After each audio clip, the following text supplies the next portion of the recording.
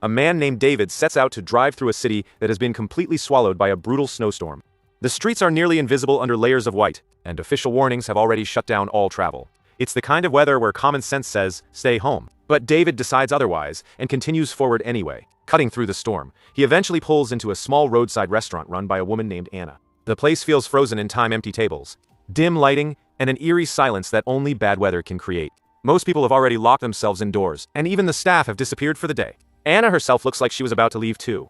But David's arrival changes her plans, and she stays back to serve him.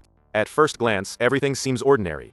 But small details tell a different story. There are visible marks on her hands, subtle, but hard to ignore. She appears tense, distracted, and constantly on edge, as if she's waiting for something unpleasant to happen. Then her phone keeps ringing, again and again.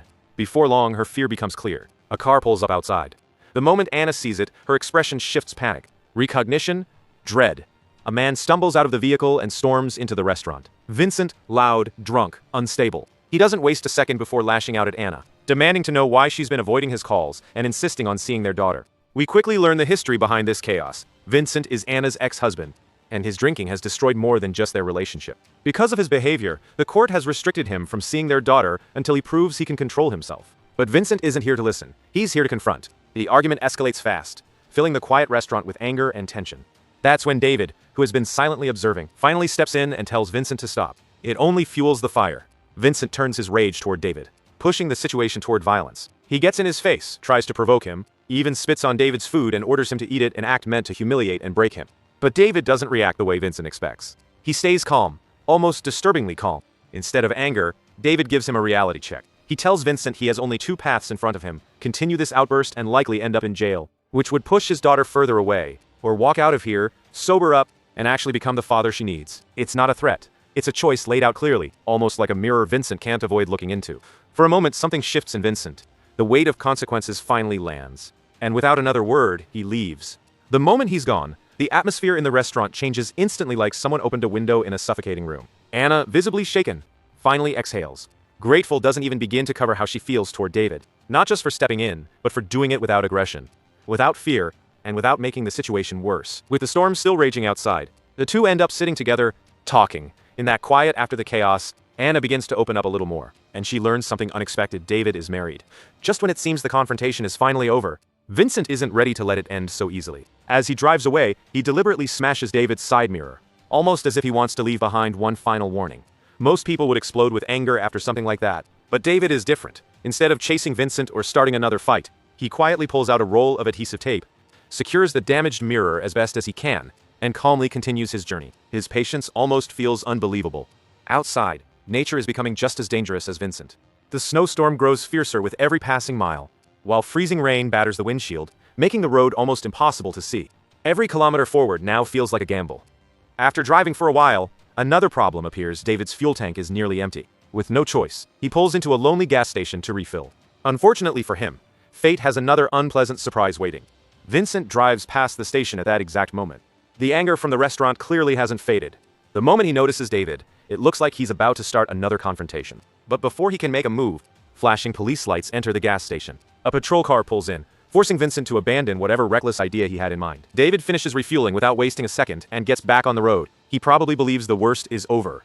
He's wrong. A few minutes later, headlights appear behind him. Vincent is following him. At first, David hopes it's just another traveler, but it doesn't take long to realize those headlights belong to the same man he met at the restaurant. Vincent isn't interested in going home. He wants revenge. Feeling trapped, David presses harder on the accelerator, trying to create as much distance as possible. The storm is already making the drive dangerous, but now he's forced to race through it with someone chasing him. After what feels like an endless pursuit, David suddenly comes up with an idea. He pulls his car off the road, switches off the engine, and lets the darkness swallow both himself and the vehicle. The silence is almost unbearable. Then, Vincent's car speeds right past without noticing him. For a brief moment, David can finally breathe again. But he knows that if Vincent realizes he's gone, he'll probably turn back. Rather than risk another encounter, David chooses a narrow shortcut leading deep into an isolated forest.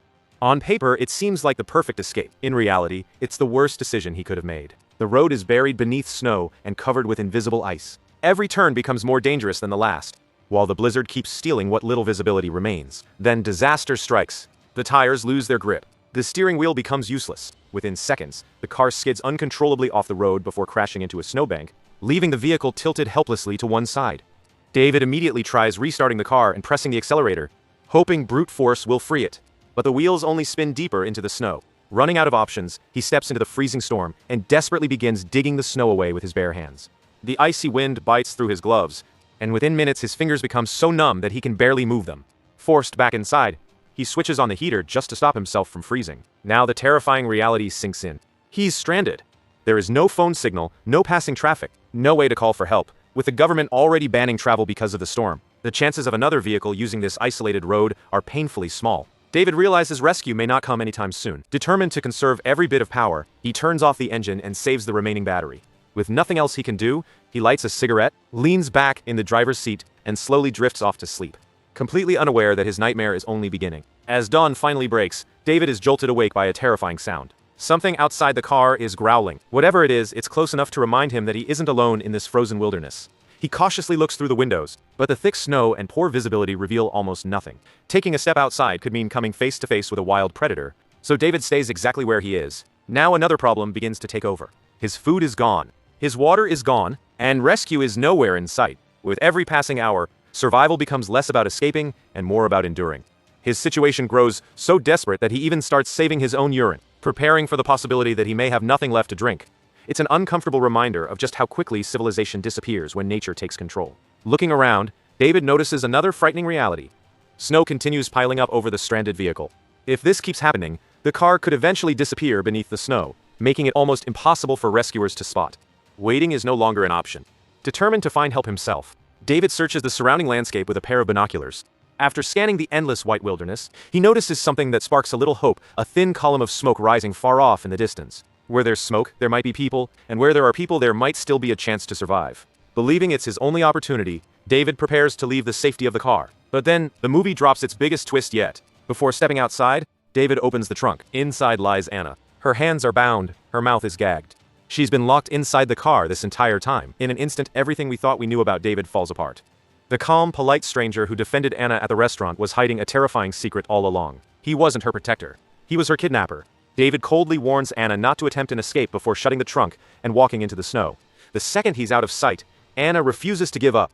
She desperately twists and struggles against the ropes, refusing to accept her fate. After a painful effort, she finally manages to loosen the bindings and free herself. But escaping the ropes is only the first challenge. Escaping the car is another story. The trunk refuses to open from the inside. Thinking quickly, Anna tears out the rear speakers, creating just enough space to squeeze through into the passenger compartment. It's a risky move, but it works. She unlocks the front door, throws it open, and runs into the freezing wilderness. For a brief moment, freedom seems within reach. Then reality hits. The blizzard is merciless. The freezing wind cuts through her clothes, and every direction looks exactly the same. There are no houses, no roads, no signs of another human being. The cold becomes unbearable within minutes. Anna realizes a horrifying truth. The man she escaped from isn't her only enemy anymore. Nature itself is trying to kill her. With no shelter and no hope of surviving outside, she's forced to make the last decision she ever wanted. She returns to the very car that held her captive. Now both David and Anna are trapped by the same frozen nightmare. But neither of them knows who or what will reach that car first. Meanwhile, David continues struggling through the endless snow, convinced that the smoke he spotted earlier will lead him to civilization. Step after exhausting step, he pushes deeper into the frozen wilderness. But the closer he gets, the more hopeless the journey becomes.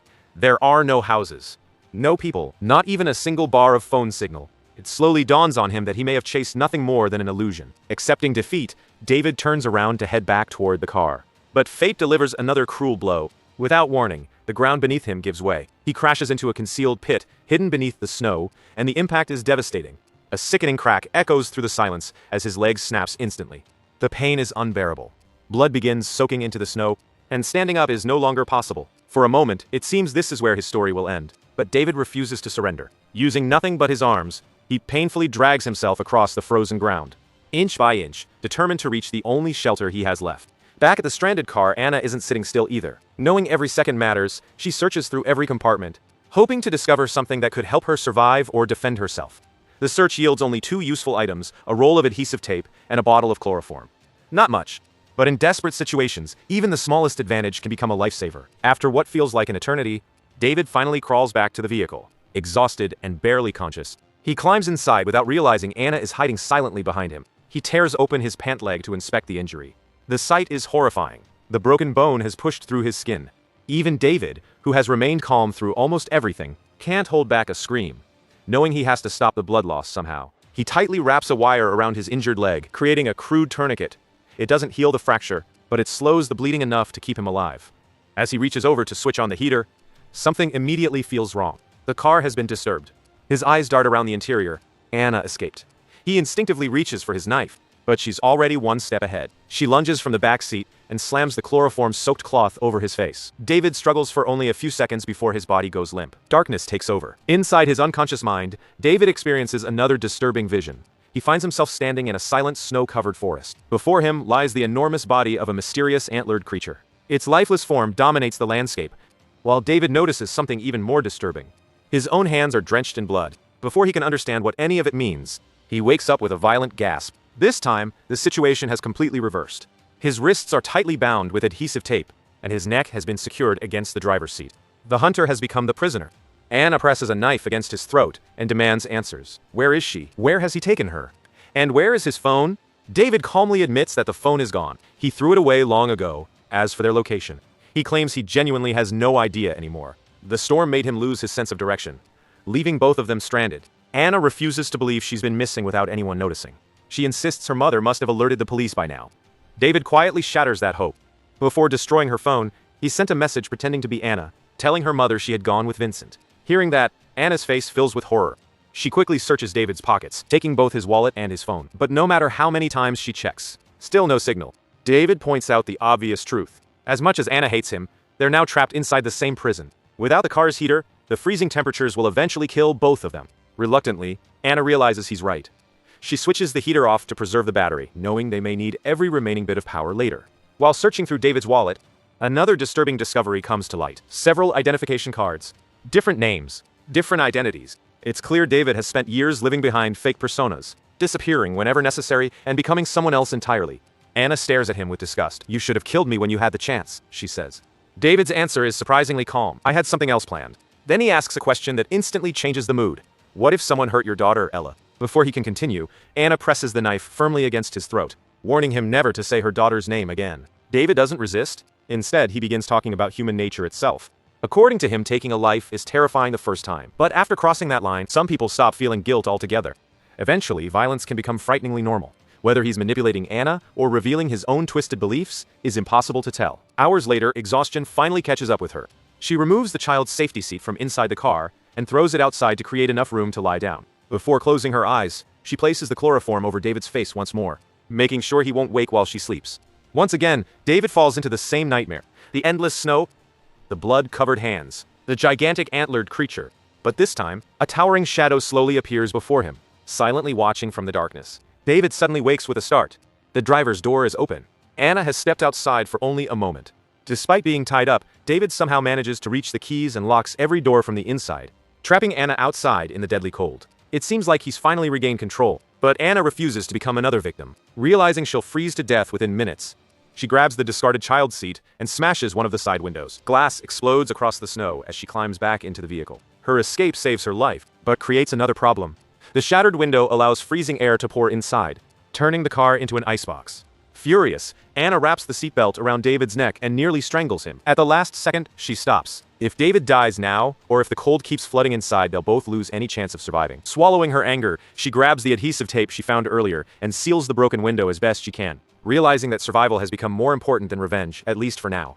With David restrained, Anna finally gets a chance to dig through his belongings. At first, she expects to find a phone number, a map, anything that could help her escape. Instead, she discovers something far more disturbing. His phone is filled with photographs of her, and even pictures of her daughter. Anna's heart sinks. This wasn't a random kidnapping. David hadn't chosen her by chance. He had been watching her, studying her daily routine, and patiently waiting for the perfect opportunity to strike. Everything that happened was part of a plan that had been unfolding long before they ever met. But the nightmare doesn't end there. Searching deeper through the car, Anna uncovers several identification cards belonging to different young women. None of them are hers. At that moment, the horrifying truth becomes impossible to ignore. She's not David's first victim. She's simply the latest name on a much longer list. Looking directly into his eyes, Anna asks the question that's been haunting her. Why me? David answers with chilling honesty. According to him, Anna fit the profile perfectly. She was raising her daughter alone, had very little support around her, and lived quietly without attracting much attention. In his twisted mind, she was someone whose disappearance wouldn't immediately trigger a massive search. Hearing that is enough to send chills down anyone's spine. Anna then asks how many women he's murdered. David pauses for a second, then casually admits he can't even remember the number anymore. For him, the victims have become statistics. He begins talking about the very first girl he killed, a young woman named Cassie. Unlike the others, he says, she was different, special. David reveals how carefully he prepared for that first crime. Every detail was designed to earn trust. He wore a wedding ring to appear like a devoted husband and kept a child's safety seat inside his car so strangers would assume he was a harmless family man. One afternoon, he offered a ride to a woman standing alone by the roadside. She hesitated at first. She looked inside the vehicle, the wedding ring, the child's seat. Everything appeared perfectly normal. Believing she was safe, she climbed inside. For the first few minutes, they simply chatted like two strangers sharing a ride. But little by little, David's behavior changed. His words became unsettling. His smile no longer felt friendly. Sensing something was terribly wrong, Cassie begged him to stop the car. He ignored her. She reached for her phone to call the police. But she never got the chance. David attacked her before she could dial. He admits that the first stabbing didn't kill her. Reality, he says, was nothing like the movies. She kept bleeding, kept struggling, forcing him to stab her again and again, before finally ending her life by slitting her throat. Afterward, he hid her body beneath a pile of timber, believing nobody would ever find it. 2 days later, the body was discovered. Only then did he learn that Cassie was the daughter of a judge. Even that didn't stop him. If anything, it pushed him further down the same dark path. According to David, his next victim was another immigrant woman. It becomes obvious that he deliberately targeted people he believed would be less protected and easier to isolate. Anna listens in disbelief. Instead of showing fear, she looks at David with pity. She tells him that beneath all his violence, he's just an empty man with no real relationships, no family, and no one who genuinely cares whether he lives or dies. Then she asks the question he clearly doesn't want to hear. What happened to your mother? The effect is immediate. David's calm expression disappears, replaced by pure rage. For the first time, Anna realizes that the monster sitting beside her also has emotional scars. He's desperate to hide. Trying to regain control, David changes the subject. He brings up the incident at the restaurant and insists there was chemistry between them. In his twisted imagination, rescuing Anna from Vincent somehow made her attracted to him. Anna doesn't hesitate for even a second. She shuts him down immediately. Kind men impress me, she says. Not psychopaths. David smirks and shifts the conversation toward Vincent instead. If Vincent was abusive, he asks, why did Anna ever marry him? Anna explains that Vincent wasn't always like that. Losing his job pushed him into depression. Depression led to alcohol, and alcohol eventually destroyed the person he used to be. David dismisses every word. To him, they're nothing but excuses. Then he reminds Anna that Vincent wasn't the only bad man in her life and asks what explanation she has for the one before him. By now, Anna has heard enough. Without another word, she grabs the adhesive tape and seals David's mouth shut again, ending the conversation on her own terms. Hours pass. Silence fills the frozen car. Eventually, both of them drift into an uneasy sleep. Then, a loud crash jolts them awake. Something has slammed into the vehicle. At first, they assume it's an animal wandering through the blizzard. But another impact follows. This time, something strikes the windshield with enough force to shake the entire car. Whatever is outside, it's much larger than they expected. Thinking quickly, Anna starts the engine and repeatedly blasts the horn. The deafening noise echoes through the forest, and after several tense seconds, the mysterious figure finally disappears into the darkness. David immediately accuses Anna of attracting it. Anna fires back without hesitation. She reminds him that his blood trail stretched across the snow for miles. If anything lured the creature here, it was his injury, not her. Looking down, David notices his wound has become much worse. The flesh around the fracture has turned dark, and the infection is spreading rapidly. Even without medical knowledge, it's obvious. Time is running out. Trying to make sense of everything, Anna shares something she has heard about these mountains. Local stories speak of a mysterious entity that wanders the wilderness. Not exactly a human, but not quite a ghost either. According to the legends, the creature hunts people carrying heavy guilt. It doesn't choose random victims. It chooses those whose past is stained by terrible sins. And before claiming them, it appears inside their dreams. David's face slowly changes. His recurring nightmares. The blood on his hands. The towering antlered figure. They weren't random hallucinations after all. Maybe something really has been following him. As the terrifying realization settles in, another danger quietly emerges. The battery finally runs out. The heater dies. Within minutes, the warmth inside the car disappears, replaced by freezing air that creeps into every corner. Neither David nor Anna has the strength to keep pretending they're enemies anymore. To survive the brutal cold, they reluctantly move closer together, sharing body heat in complete silence. For David, the truth is becoming impossible to deny. Whether it's because of his shattered leg, the infection, or whatever is waiting outside in the darkness. He no longer believes he's leaving this mountain alive. Believing that death may be closer than rescue, David finally decides to stop hiding behind lies. For the first time in the movie, he opens up about the dark past that turned him into a killer. According to David, his life began falling apart when he was only 9 years old. That's when his father walked away, abandoning the family without looking back. But the real nightmare started after that. Left alone to deal with the pain, David's mother turned to alcohol. Day by day, the woman who was supposed to protect him became someone he feared the most. Her drinking changed everything. She became unpredictable, violent, and emotionally cruel. David says the abuse he suffered from his mother was even worse than anything his father had ever done. Instead of growing up in a home filled with love, he spent his childhood surrounded by fear, anger, and constant violence memories that, according to him, planted the first seeds of the monster he would eventually become. David explains that the abuse never stopped. Almost every night, he became the target of his mother's anger. Instead of growing up with love, he grew up believing that pain and violence were normal parts of life. Little by little, those childhood scars twisted the way he saw the world. According to David, when he eventually began murdering women, it gave him a feeling he had never experienced before: power. For the first time, he believed he was the one in control. But then he admits something unexpected. Beneath all that brutality, he wasn't fearless at all. Deep inside, he had always been afraid of women. And every crime was his warped attempt to overpower that fear, rather than face it. Anna listens quietly before deciding to reveal a painful secret of her own. She says that when she was 9 years old, she was adopted by a couple who, at first, seemed kind and caring. For a brief time, she believed she had finally found the loving family every child dreams of. Anna explains that her adoptive mother was kind and caring, and for a time she felt safe in her new home.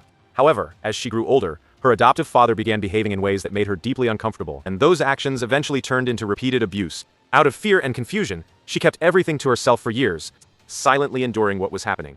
She did not speak about it until she was 15, when she finally gathered the courage to tell her adoptive mother the truth. After years of silence, Anna finally reached her breaking point and told her mother everything. The truth led to immediate consequences. Her adoptive father was arrested and later sent to prison. But justice didn't bring peace. What followed was a long, destructive phase of her life. Anna spiraled into drinking, drugs, and repeated encounters with violence and the law. The trauma didn't disappear. It simply changed shape and followed her into adulthood. Eventually, she became a mother.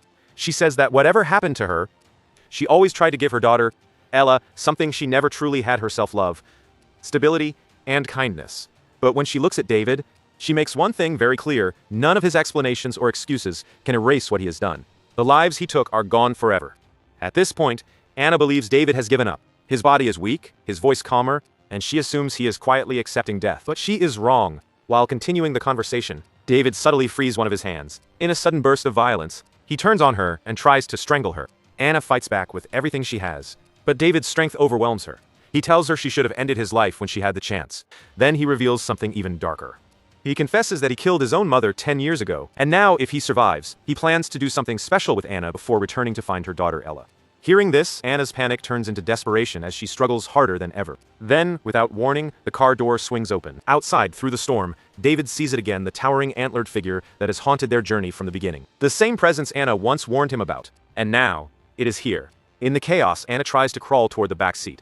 David grabs her, but she breaks free, leaving her jacket behind as she escapes his grip. In the next instant, the creature drags David out into the snow and darkness. Anna doesn't hesitate. She hides inside the trunk, trying to stay alive as the storm rages around her. There, she notices David's phone still inside, showing a photo of her daughter, Ella. That image becomes her only anchor to reality. She tells herself she cannot fall asleep, not even for a moment. Because in this frozen silence, sleep doesn't bring rest. It can mean never waking up again. Barely protected from the freezing cold and trapped in the middle of a raging storm, Anna survives by holding on to a single thought: staying conscious is the only thing keeping her alive until morning finally comes. After the snowstorm finally begins to weaken, silence slowly returns to the frozen landscape. A snowplow makes its way through the abandoned road, breaking through layers of snow that had buried everything for hours. The driver notices something unusual: a stranded vehicle sitting alone in the middle of nowhere. Curiosity leads him to stop. As he steps out and inspects the surroundings, he discovers a body lying outside in the snow. It is David, lifeless and frozen after everything he has endured.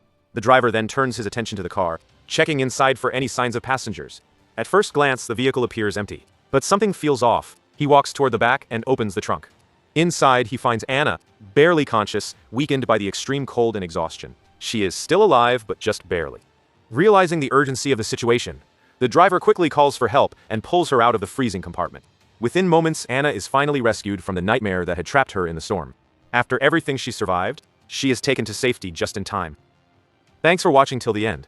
If you enjoy this story, don't forget to like the video, share it with your friends, and drop your thoughts in the comments below. And if you're new here, make sure to subscribe to the channel for more movie recaps like this.